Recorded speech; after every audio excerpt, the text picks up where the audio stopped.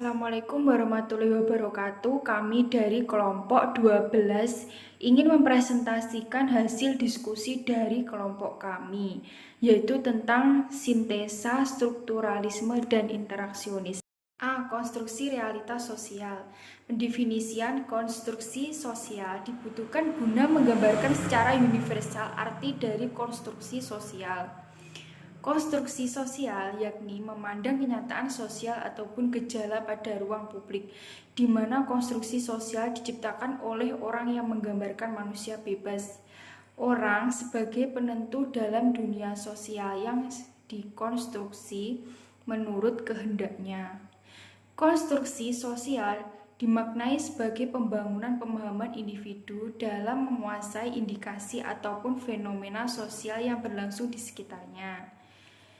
Pembangunan pemahaman ini yang nantinya akan memunculkan bermacam-macam ekspresi dalam memberikan asumsi pada sesuatu fenomena ataupun indikasi yang berlangsung. B. Masyarakat sebagai realitas objektif dan subjektif. 1. Masyarakat sebagai realitas objektif. Masyarakat ialah kenyataan objektif yang tercipta lewat pelembagaan.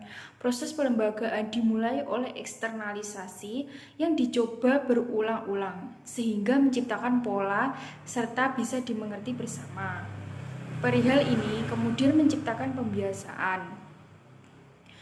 Pembiasaan yang sudah berlangsung lumayan menimbulkan pengendapan. Berger setuju kepada pandangan bahwa masyarakat merupakan realitas objektif atau fakta sosial, yang berarti masyarakat merupakan sesuatu yang membatasi gerak individu. Pada dasarnya, masyarakat terbentuk sebagai fakta sosial karena adanya bermacam-macam individu yang mengungkapkan subjektivitas masing-masing melalui aktivitasnya. Akan tetapi tidak berarti bahwa aktivitas manusia mengalami perubahan. Manusia cenderung mengulangi aktivitas yang pernah dilakukan karena hal ini terkait dengan pembiasaan. Masyarakat sebagai realitas subjektif. Menurut Berger, manusia merupakan tabula rasa. Waktu itu masyarakat belum hadir dalam kesadaran manusia. Modal dasar manusia ketika lahir yakni kesiapan guna menerima kehadiran masyarakat dalam kesadarannya atau internalisasi berlangsung. Internalisasi diartikan sebagai proses memperhatikan dunia yang sudah dihuni oleh sesamanya. Internalisasi tidak menghilangkan institusi sosial dan tatanan institusional secara keseluruhan dan persepsi individu berkuasa atas realitas sosial. Kaitan dengan penelitian, masyarakat mempunyai internalisasi terhadap realitas di sekitarnya. Apabila realitas yang diberikan objek berlawanan dengan realitas subjek, maka masyarakat dengan kesadarannya mengartikan segala hal yang ada pada kenyataan di sekitarnya.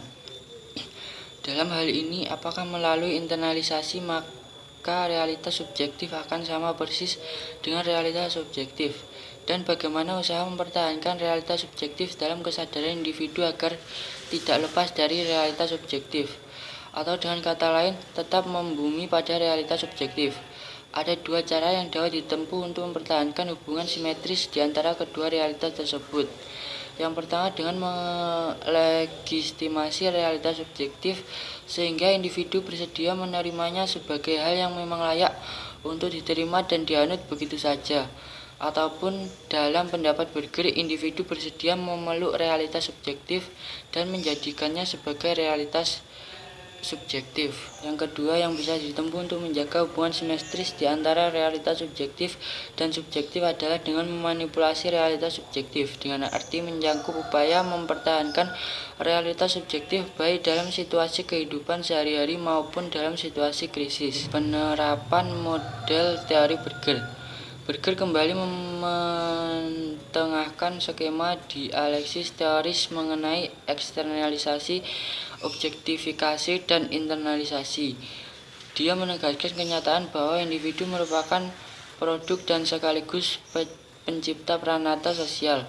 Agama sebagai pranata sosial, tunduk pada proses yang juga dialami oleh pranata lainnya.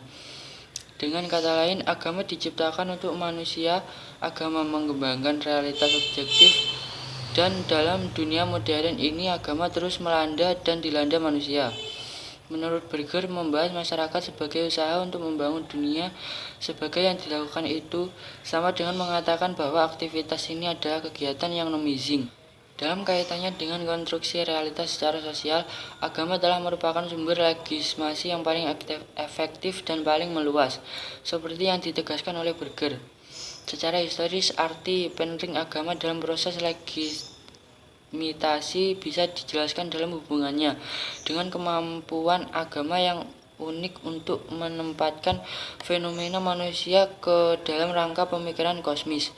Dengan demikian, dalam konstruksi realitas secara sosial, agama dapat dikatakan melayani dua tujuan penting, yaitu menyediakan nomos atau makna dari realitas, dan dia mengesahkan atau memberikan tanda terima realitas itu, yang merupakan kemuskilan dari teori agama Berger itu ialah, seperti yang diketahui, agama sedang dalam keadaan goyah sebagai penantang terbesar dalam perkembangan ilmu yang telah menggeser kedudukan agama sebagai sumber. Sekian dari kelompok kami, kurang lebihnya mohon maaf. Wassalamualaikum warahmatullahi wabarakatuh.